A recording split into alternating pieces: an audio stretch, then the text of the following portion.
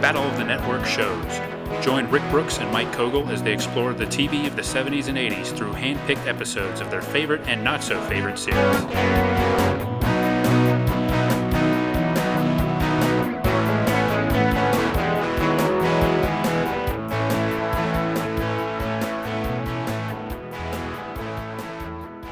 Welcome to another Battle of the Network shows bonus episode. I'm Mike.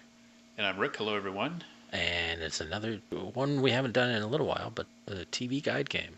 An oldie but a goodie. Yes, we get good response to this, and we've got a fresh, new, old, dirty TV guide that we're going to use for the listings. And the premise of this is that I'm going to give Mike some options from a specific night in television history. I'm going to try to figure out what he would watch from that night. Then he's going to reveal his answers, and we'll see if I was able to predict what he would watch. Yeah.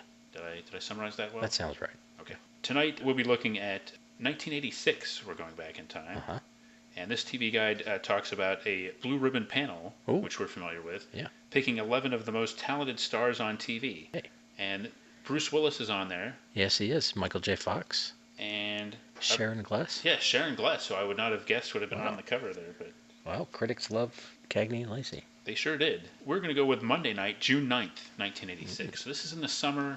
Right at the beginning of summer. Yeah. But there's some first-run programming here and some repeats, so a little mix of everything. So I would have only just barely been 13. Wow, okay. So keep that in mind as you go through. We're just going to focus on the networks here. All right. ABC, CBS, and NBC, 8 to 11. So I'm going to give Mike the information, and he's going to make his picks. So we'll start with 8 p.m. Okay.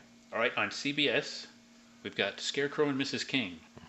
And the description says, a foreign correspondent believes her fiancé may have survived an ambush in Central America and may be in Washington to testify against a diplomat in a Senate subcommittee hearing. Whoa. Notable in the guest cast is, Nancy Stafford, Kenneth David Gilman, Rick Jason, who was in Combat, a show that we were familiar with for professional reasons. Yeah. David Orange and Ken Silk. I'm not sure if those are their real names, but those are listed. Those sound like they're CIA names. Yeah, I think they are, but those are supposedly the actor names, according to the TV guide. On ABC, here's a show that's come up a few times. The Insiders. Crime drama, inspired by Miami Vice, we've talked about before. Mackey's efforts to improve Nick's social life lead them to a designer who says he's feeling the heat from a mob arsonist. And of course, as we all know, this stars Nicholas Campbell and Stoney Jackson. And Claudia Cron, Lee Richardson, Jeffrey Allen Chandler, and Jeffrey Allen Chandler is playing a character named The Torch. It's kind of interesting. I think he might be an arson.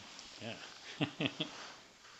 I would put him as one of the prime suspects, wouldn't you? Yeah. The Torch. Okay, and NBC. So those are both 60-minute shows. So NBC, we're going to have a pair of sitcoms here at the 8 o'clock hour. Okay. First is, here's a good one. You Again, with Jack Klugman and John Stamos. Ooh. Henry, Jack Klugman, gets Matt a job at his supermarket only to have to do the work himself when Matt, John Stamos, joins striking union members. Okay, so this is interesting. So in the cast is Herb Edelman as Max and Barney Martin as Gus. Wait, one show with Jack Klugman, Barney Martin, and Herb Edelman. Exactly.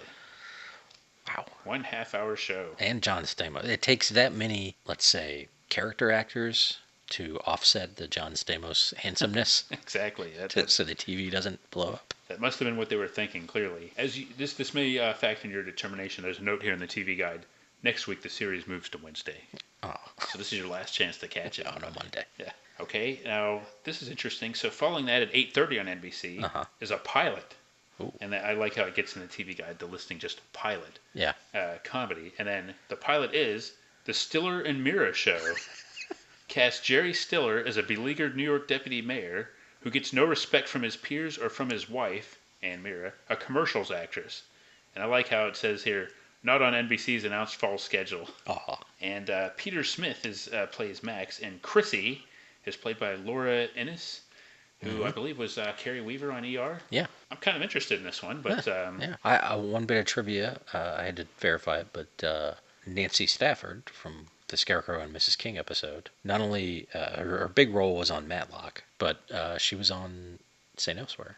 Oh, wow. Okay. For a season and some other, as Okay. a sort of like a administrative type, who had a relationship with Mark Harmon. And at this point, prominent role in Scarecrow and Mrs. King, at least this episode. Yeah. All right, so at 9 o'clock, things switch up a little bit. CBS, after Scarecrow and Mrs. King, goes to the pair of sitcoms. Oh. So I'll give you the CBS sitcoms here. Uh-huh. Kate and Allie at 9. Yeah. Allie, Jane Curtin, jumps to conclusions when she discovers Kate, Susan St. James, at the apartment of a former boyfriend, James Rebhorn, who's now married, particularly after Kate told her she was working late. And it just highlights that Chip is played by Frederick Kohler. Nobody cares about Chip. Newhart follows it. Mm-hmm. George becomes a big brother to an imaginative youngster, Scott Curtis, who unfortunately finds Dick, who of course is Bob Newhart, far more exciting. And of course that has Julia Duffy and Peter Scolari. So that's Newhart. That's CBS at 9. A weird kid. And let me just, actually, there's a couple of TV movies, so let me finish off CBS here. Okay. At 10 o'clock, do you have a guess what might be at 10 o'clock, knowing the time period and the Monday night and the West cover 57th Street. Oh, Cagney and Lacey. Yes, Cagney and Lacey. Okay. So tonight on Cagney and Lacey, a mother commits perjury to clear her son of a violent robbery, and the Lacey's, Tyne Daly, John Carlin, have different views on how to handle a charge of vandalism against Harvey Jr., played by Tony LaTorre. We got Sharon Gless, of course, and Daniel Shore is I don't know, maybe that's Dan Shore as Newman. I thought it was Newsman Dan Shore. So maybe it's just an actor named Dan Shore. Daniel Shore, yeah. Peggy McKay, Charles Aidman, and Eton Boritzer as the Carruthers family in the guest cast. So that's Cagney and Lacey.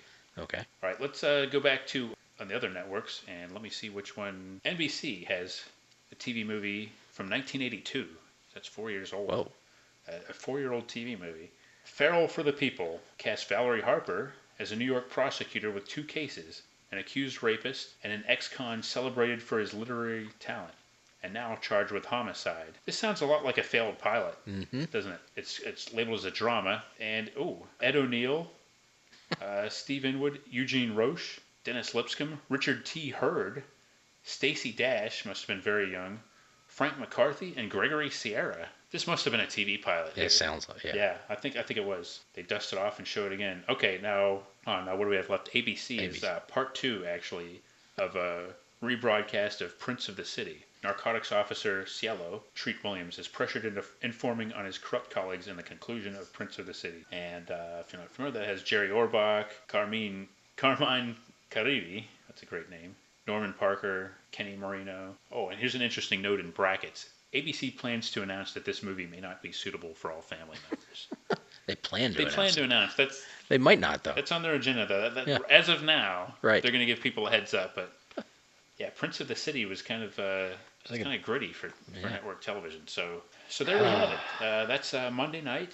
And I'm going to go out on a limb here, Mike, and say before you reveal before we go for this, doesn't sound like there's a lot of your favorites on here. I mean, this is kind of a diverse night of television, but not a lot of gimmies. I know, and we have a lot of gray area. Sometimes, it's what we would have been watching then. Yeah. But there's a little bit of element, well, what would we want to watch now? Right. So I'm taking that into consideration, and I don't know. This is tough. Yeah, there's not a lot of on the other channels. There's PBS has an Economics USA special. There's a Greatest Sports Legends. Some reruns, Evening at the Pops. There's not a whole lot out. Baseball is on one station, Baltimore at Milwaukee. So I think the networks, it's early summer and not a really prime time for new TV. So that's something you have to take into consideration. Okay. Well, I think I've made choices of some kind. Okay. All right. I am going to. You have your choices locked in? Yeah. I'm going to go ahead and from the 8 o'clock to 9 o'clock hour, I think you're going to go with the NBC comedies of You Again and the Stiller and Mira Show. That's correct. Now, probably at the time, because it wasn't on very long, but I remember watching it. It might have been The Insiders. I did watch that show. Yeah. So, but there were times where I watched Scarecrow and Mrs. King too. So I don't remember either of those sitcoms, but that's definitely what I would watch now. Yeah. Just, even if the one after it hadn't been as cool sounding as it was, the You Again. Right. How can you turn that down? With that cast, exactly. Yeah. That's okay. Okay. Now 9 o'clock here. I'm going to do a really detailed guess here. Yeah. I'm going to say that at the time you would have been watching Kate and Allie and Newhart, But now you're intrigued by the Feral for the People, and you would probably give that a shot over the Kate and Alley and maybe even the Newhart. I chose the Kate and Alley and Newhart. Ah, okay. For some reason, the Feral for the People I didn't think about at all, but that's a good thought. And the Prince of the City sounds interesting too. It's the part 2 issue is really gumming up the works. Yeah, there's 2 TV movies. It didn't seem like the kind of movie you could just jump in and. No. Yeah, and as a matter of fact, I'm not even sure if it was on Sunday or if it was on like the week before. Okay, it was. It actually Sunday night is when the first part aired, and it gets a close up actually. So a pretty detailed description of the movie in TV Guide. Of course, a Sidney Lumet movie. Ah. But yeah, the part 2. So now was that a theatrical movie originally? It was, yes. Oh, okay. Yeah. It was from 1981, actually. And it's funny because it says it's a repeat, but they give it a pretty big treatment here. Yeah. And kind of make it seem like it's a big deal that it's on TV. Right. But apparently it's already been on network TV, so maybe not that big a deal. But you would have gone with Kate and Alley and Newhart, eh? Yeah. I mean, definitely Newhart. I watched a fair deal of Kate and Alley. Well, so should I say that... Can I change my answer and say at 10 o'clock? Would it have been Cagney and Lacey? See, that's where I don't really have a good choice. I was going to jokingly say part 2 of part 2 of yeah, Prince and the City. Yeah, but now that's the problem with having 2 movies in that block is if you don't, as a puzzle, if you don't choose one of the movies, then the obvious answer is the only non-movie left. Right, you're right on point with that, and I think this kind of exposes how. In an era with less choices, and it wasn't uncommon, not just because it's June, it wasn't uncommon for 2 networks to have TV movies on the same night. Yeah. And that would tie up, especially if you were younger. Right. Like, I wasn't as into TV movies, especially these kind of, like, dramatic TV movies at the time. So that might wipe out, like, at least, like, the 9 to 10 hour, maybe not the 10 to 11 hours. There's nothing for kids after. Yeah. I would dare say there's nothing for kids that entire night. Yeah, as a matter of fact, Nickelodeon at the time, this would have been Nick at Night, and from 9 to 10, they have a show, I Spy. Oh, cool. So they were showing I Spy, and before that, Mr. Ed at 8:30, and My Three Sons at 8. So if you had cable, maybe you'd be watching Nick at Night along with the. That sounds like a pretty good night. Nostalgic people, yeah. Yeah, I don't know, or maybe like in our house, it might have been a Braves game. Yeah. Well, I'll tell you what it would have been in my house. It was me. Primetime wrestling. Oh. I just was on USA Network for 2 hours from 8 to 10, so I'm all set. Yeah. Then at 10 o'clock though, I'd have to I didn't watch a lot of Cagney and Lacey, but... it was summer, though, so it could have been running around outside for part of that time, too. That's right. Maybe you would have come in later. Yeah. Catch the second half of Primetime Wrestling. Right. And, then probably not Dr. Ruth, which is on Lifetime at 10 o'clock. No. I noticed that, but... no. Yeah, well, I don't know. Not one of our more dynamic nights, but I think it's an interesting snapshot into... Just for learning about, the Stiller and Mira show. I think that's one to look at. Yeah. And I think it's pretty safe to conclude that did not make it to the fall schedule, but it does seem kind of rubbing it in that TV Guide says that. Yeah. It's basically telling you, don't bother watching this because it's not going to stick around. Right. And that you again, it's like, how many of these guys... Now, I could see Herb Edelman or Barney Martin appearing in a stage version of 12 Angry Men with Jack Klugman. Yep. Maybe Stamos could, too. Like, Stamos could play the Klugman role from the movie. I know we've talked about this idea before of actually casting it. Right. But, he's of course John Stamos, but he's Greek, so that could still make him ethnic and be judged that way. And young. Right. Even now, in his 50s or however old he is. He's youthful. Yeah. And I'll tell you what, who you could put in the Henry Fonda role? Brooks Spotlightner. Exactly. He was on that very night. Yes. The everyman. Right. With the boyish looks and the... Right. Just from this night, we could cast 12 What our project should be, our new game should be casting 12 Angry Men for every year of television. Yeah. From 1970 to 1989.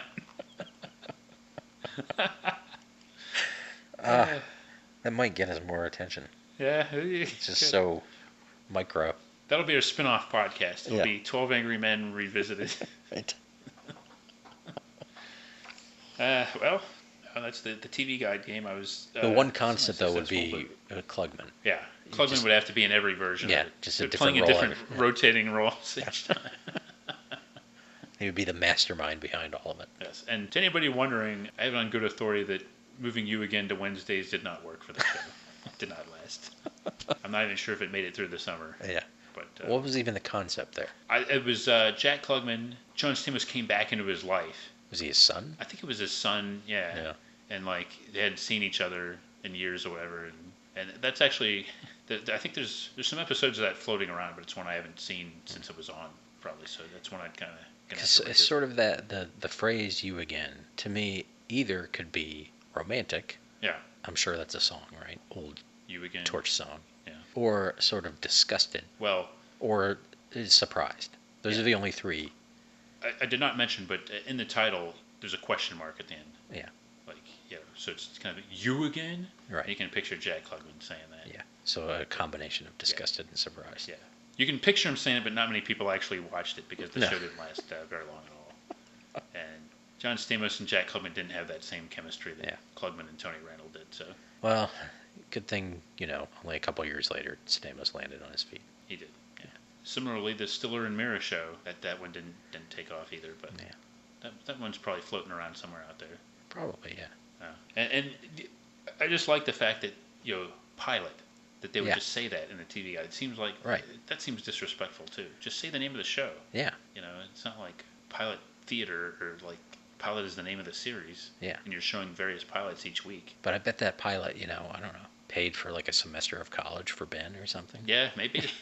He might have even had a cameo. I wouldn't be surprised if they worked him in there in the pilot. Yeah. Wonder how old he would have been then. He would have been like maybe a teenager, probably. Yeah. Yeah. He's like probably in his early 50s now. Yeah. Okay. Wow. He paid for his braces. Yeah. We might have to do some research into that too. This is the failed pilot that built. Yes. Your teeth. Yeah. So as always, the TV Guide game, we answer some questions, but we ask many more that are left to be answered. It's one of the appealing things to at least to us is how many doors it opens. Yes, at least to us. Hopefully some other people too, but definitely does. Right. All right. Well, we'll get that thing back in your bag so I don't get too sick from it. We'll do that, and I'll just tell you who the most talented stars are later. Okay. Yeah. Yeah. Maybe you can do a website post on that. Yes. Yeah. Did notice a vintage cigarette ad on the back. Of course, yes. With a model of some kind and some guy like poking his head out trying to be James Bond in the background. Yeah. Gross. It doesn't seem as sophisticated now as it did back then, does it? No. It does not. It is we're not going to say the brand, but it's clearly they're trying to be fancy cigarettes. They are, yes. It's upscale. Yeah. I don't even know if it's still existent. It seems like a pretty obscure brand. But it does. But they had enough scratch to pay for a back page ad on TV Guide. That's right. And 1986 TV Guide was a big deal, folks. So, yeah. Okay. Join us next time for another exciting episode of Battle of the Network Shows. Learn more, leave feedback, and suggest future episodes at battleofthenetworkshows.com. Follow us on Twitter at BatNetShows and like our Facebook page, facebook.com/Battle